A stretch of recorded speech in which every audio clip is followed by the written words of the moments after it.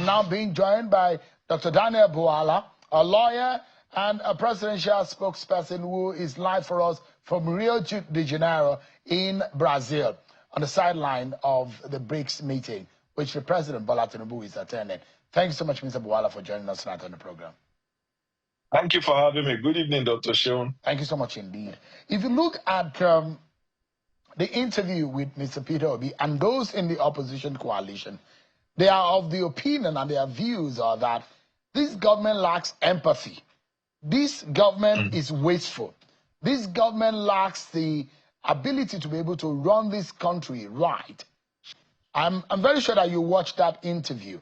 And a lot of Nigerians will perhaps nod in the positive to what Mr. Peter Obi has said.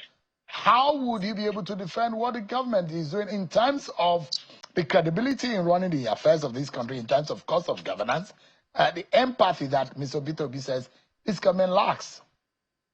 You know, I watched the interview. What I still find intriguing is that this coalition of internally displaced politicians have not been able to summon the courage and come with alternative facts, alternative policies, alternative programs. Throughout the interview you've had with Peter Obi, what I find, and you ask him very salient questions relating to policy, to governance, to specific issues of governance that we have applied or we're applying.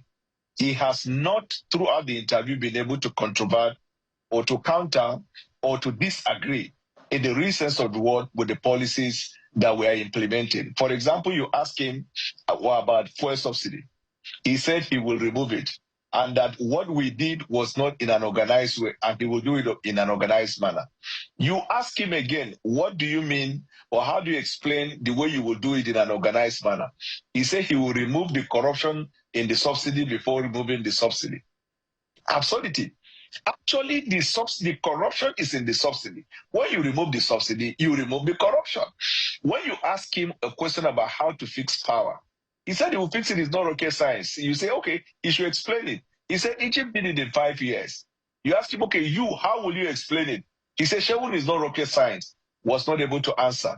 When he started raising this furious allegation about empathy, the question to ask is, and if you can look at it the world over, opposition political party try to not only talk but try to do what they feel the government is not doing. In all these places of crisis he's talking about, and all the places where he said empathy was needed and the president wasn't there, was he there? Were the teams there? This is their coalition. They have not, in the last 2 years, demonstrated to Nigerians that they actually care about the plight of the Nigerian people. They are rich in their rights. They have not used their money, their contacts, their understanding, they have not mobilized the Nigerian people in any respect. What they do is the minute there is a crisis, they issue press statements. So their greatest strength in opposition is issuance of press statement, but without a definite plan of what they will do. And you see what, Dr. Shaw? Everything they have been talking in the last few days that they will do when they take over power, we're already doing it. When you ask him question about investment, he said he believes in production and not in consumption. You ask him how will he govern Nigeria, he said he will invest in education. Okay, we're already investing in education. We have 300,000 people, indigent members of the society who have access to school because of the funds that is provided. We have invested that in human capital development that he talked about. And you see the increase of the minimum wage. You have seen living conditions, workers across Nigeria being touched. Meanwhile, when he was a governor in Anambra, it was during his time that he increased the school fees of non-medical students from 35,000 to 75,000, and for medical up to 125,000. That led to some people pulling out of school and some people unable to finish. There were strikes during his time as governor. In fact, when the university went on strike, he sacked the vice chancellor. It is during his time as governor that the hospitals in Anambra had to go on strike because he could not provide a good living condition for the medical people. And he started persecuting the people, preferring mission schools over government school. This is the same Peter Obi in our climb and in this generation to wake up one morning and come up with an idea like a clap of thunder out of a blue sky. There is this thing called Bajwe. Sometimes you tend to think as if the Nigerian people are children. So whenever I listen to them about what they want to do, they have not been able to come out with it. Look at our policy, for example, our investment Let's in take some of security. the issues one after the other. And Right. there are litany of criticisms against this government in the wake of its 2 years anniversary or marking its 2 years in office. Mr. Peter Obi's comments are just one of those commentaries. But first, Mr. Peter Obi raised the issue about empathy. People died, and the issue about Mokwa, for example, and how the president has not been able to go on the ground. He says if he's elected president, he will go on the ground to such places. He says that kind of situation, wherever it is in the world, leaders will go on the ground, on the ground in that place. He mentioned the issue of people dying and the commissioning of both station by the president. He says that is insensitive. He spoke about even the issue in Benue. The president could not go right to Yawata. The president only stayed in Makodi. These are the issues about empathy. And any leader who wants to lead the country, from Mr. Obi's reference, it should have empathy. Does it look like this government doesn't have concern for empathy for citizens? Very dark man has more empathy than Peter Obi. He's not a politician, but he was in Benue. Why does he have to wait until he becomes a president before he gets to Benue? Why will he wait until he becomes a president before he will demonstrate? Empathy is personal, and it can be public. So him as a person, where is his empathy? did not go there. Why is it that your principal? Is there any reason why the president couldn't go to Yawata, couldn't go to Mokwa, and commissioning bus stations when people have died in the same, when soldiers are being buried? So one thing about leadership is you have so many things and you have to prioritize them. If the president were to be physically in Yelwata, would he have made the differences he was in Benue? You see, some of this rhetoric of Peter Obi and by extension the opposition is neither here nor there. It is because they lack basic things to talk about as far as governance is concerned. They go to talk, okay, because if he was not in Benue, they will say he didn't go to Benue. Now he went to Benue, why didn't he go to Yelwata?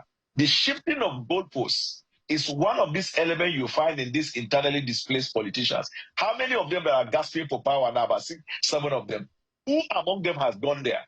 Go to England, go to America and see the opposition, what they would have done. Secondly, Peter Obi is talking about, how did he even put it about that the president was commissioning something instead of going to where people have died? If he understands the institution of the presidency, if he understands leadership, if he even knows the constitution of Nigeria, he knows that under Section 5, the president exercised that power by himself through the vice president, ministers, agency heads, and government of the federation. So anybody in this government that you see in any part of Nigeria where there is crisis, and I dare say the National Security Advisor has been going to all these places where there are crises. The military officers have been going in all these places where there are crises. The intelligence officers have been going to all these places where there are crises. These individuals are representative of Mr. President. Except if he doesn't know what Section 5 is. And this is why they don't even know how to register a political party. And they started complaining. I find it very intriguing, honestly, that this element that come together under opposition have still not been fair to the Nigerian people to come up with concrete plans that they have. They are association of people desperate for power.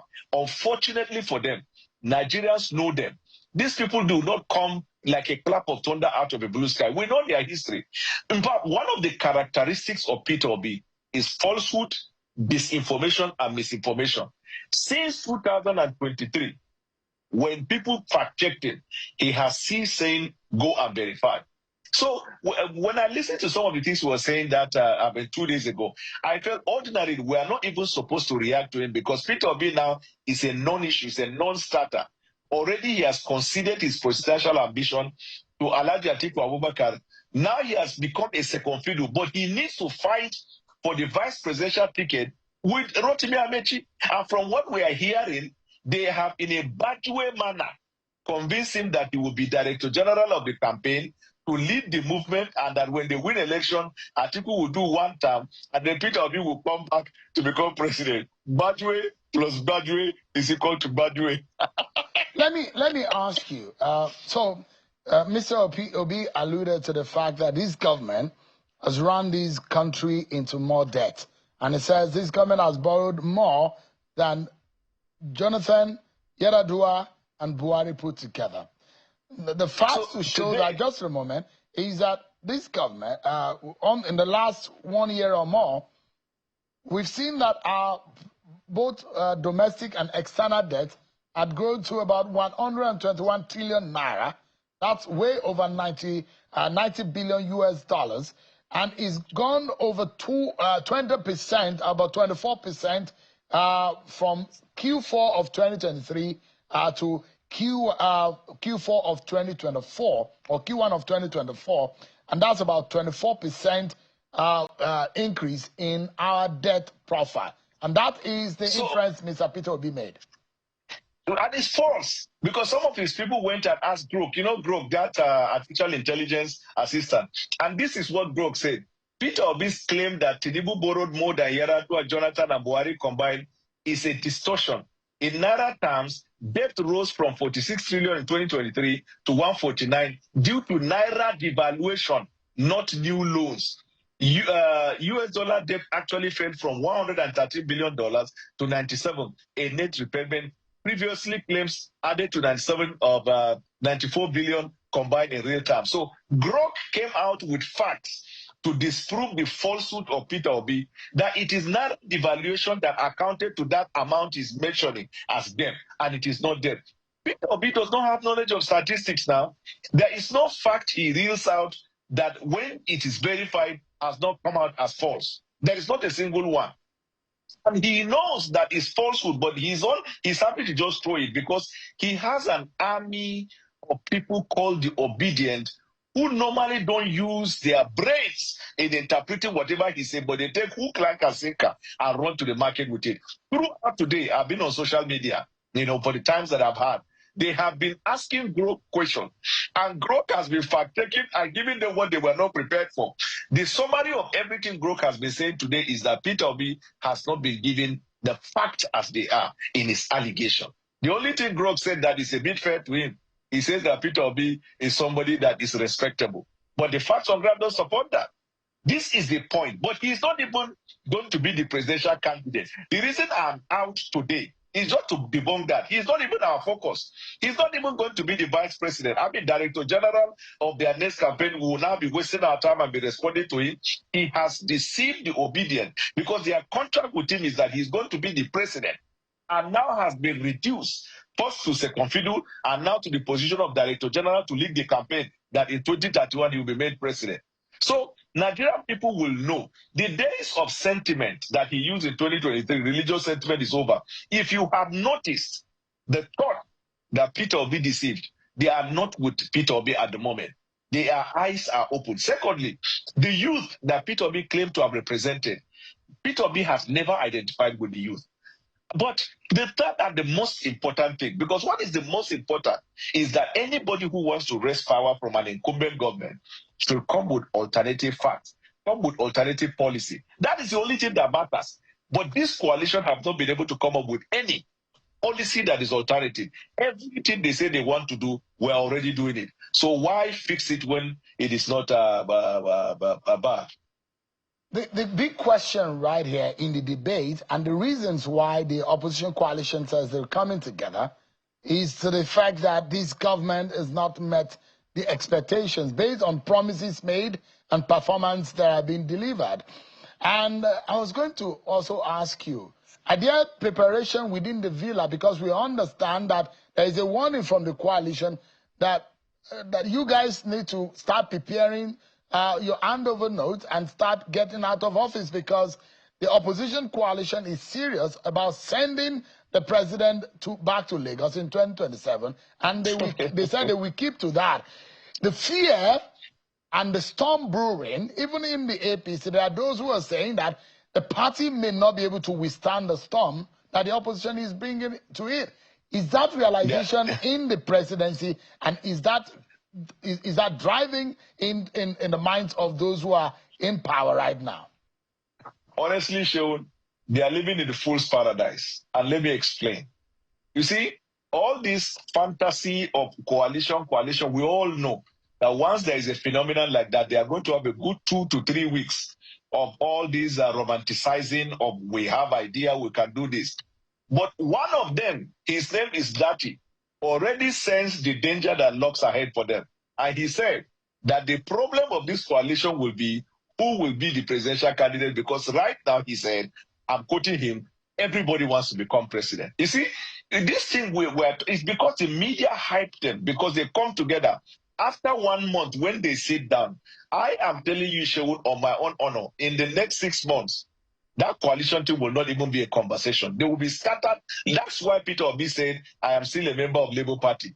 Because he's looking at it that if the obedient people shout at him and they are going to depart from him, he's going to come back to where he comes from. So talking to us about packing out of the villa, the question I will have to tell them is it not the Nigerian people that will vote them? The Nigerian people don't like them because they have not been able to bring to the see, if you don't have so Bwala, alternative did you idea, hear what the APC member said to me in an interview? Zainab Buba Galadima, a member of your party, who said to me that this is going to be the toughest battle that the president will ever see. It is going to be the toughest for him. He also says that, and I'm going to, he said there is a storm brewing. He said he's highly disappointed in the APC. I thought APC was really ready for victory. They did not know how to manage victory. And he thinks that there is a storm coming. That is the view of Zainab, a member of your party who thinks that there is no chance in the world on green earth for President Tinubu in 2027. I don't know her. I'm sorry. I don't even know her. And I don't think she has acquired the status that will require my response to what she will say. But I am talking about the coalition. Let me tell you, Dr. Shewan, is it not fair and respect to the Nigerian people that this coalition should be able to come out with alternative plan? Because when you come out with alternative plan, that means you respect the sensibility of the people you want to vote you. But when these aggrieved elements come together, one didn't get ministerial position, he's angry, he wants to unseat the government. The other one failed in the election last time, and the Labour Party became fragmented, and he's desperately looking for relevance in power because, of course, every election cycle, they make money. You have that element. There is another one who was defeated in the primaries, never supported the president in the campaign. He too has been angry. Then there is another one, my former principal, who believes that he's going to win.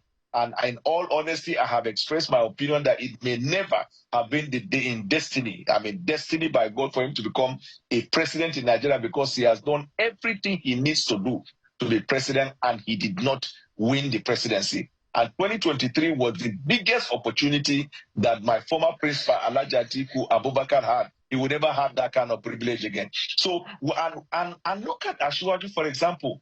Have you seen him for one day talking about them? He's focused on governance. If even the body language we have in the villa is to remain focused on governance issue and not be distracted by the opposition. The only reason why once in a while we'll come out to talk is because when they reel out falsehood and we do not disprove it, then the people will believe that it is true. Or sometimes when the media call on us to react to it. If not, let me tell you, all these people you are calling the coalition coming together, they will not be, if you are bringing people in ranking order on our own side, probably the fourth generation under Asiwaju's legacy, they will be able to defeat all of them. They are spent politicians. They don't have ideas. They don't have the vision for the future. Mr. Daniel Bwala is one of President Bola Tinubu's spokesperson. Thank you so much indeed speaking with us on the sideline of the BRICS conference in Rio de Janeiro in Brazil. Thank you so much for your time tonight.